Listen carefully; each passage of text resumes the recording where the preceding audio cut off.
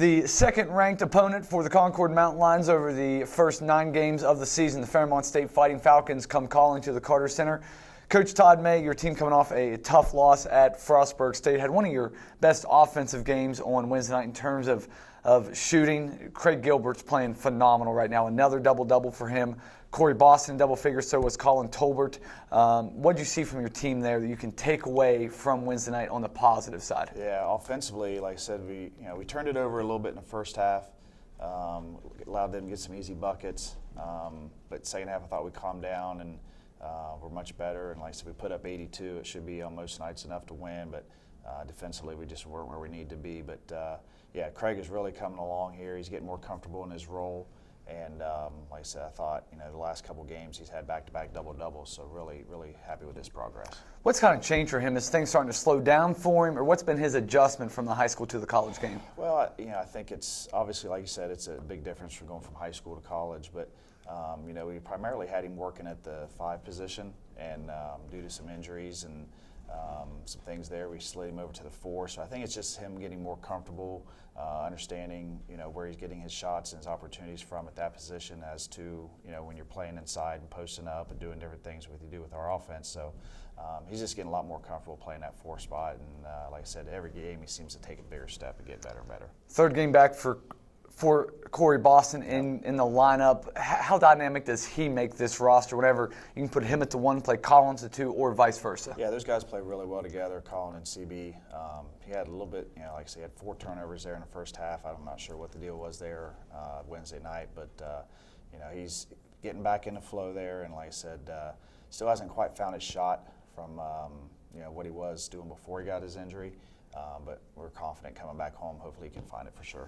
All right, Fairmont State, the 8-0 Fighting Falcons are 8th in the country.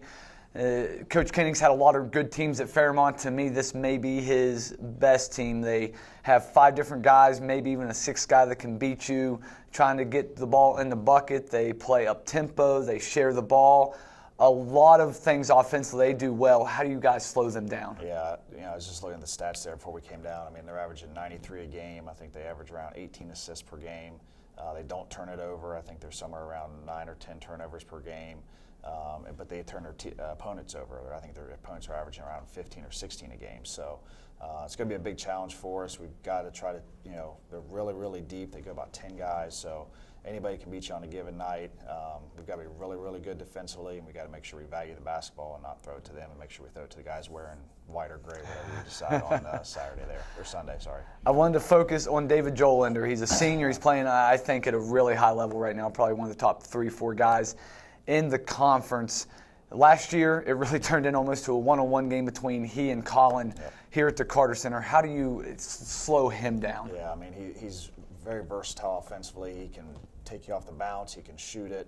He can post up. He's just got a variety to his game there that makes it really, really difficult matchup for us. So we've just got to try to make sure that we make it tough every time he catches it and be in our gaps, not let him see opportunities to drive the basketball, and then make sure we close out hard to him and make sure he doesn't get that jump shot off. So it's going to be a tough cover, but hopefully our guys are up for it. You talk about Fairmont State and the pressure denial defense, but there is a crack in the armor there for the Fighting Falcons. They give up about 46.5% from the field. I know Glenville State in the most recent game against Fairmont shot around that 48% mark. How do you guys attack this defense? Yeah, I mean, like I said, obviously we've got to make sure we handle the pressure early on there and don't turn it over in the backcourt. And then once we get in the half court, we just got to make sure we, get it multiple sides, make them guard multiple actions, and like I said, when the shot goes up, try to get, if we don't make it, obviously half of those are going to come off. We've got to try to go get offensive rebounds. Like I said, watching some film there, that may be an area that we can kind of take advantage of. We'll have to wait and see.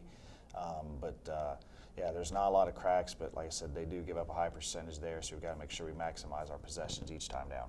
Last 2 times, Concord and Fairmont State has gotten together. 2 highly entertaining games. Concord by 3 at the Carter Center in December of 2022. Of course, Colin Tolbert, the game-winning shot last year at the end of January against the Fighting Falcons. Should be an entertaining game here.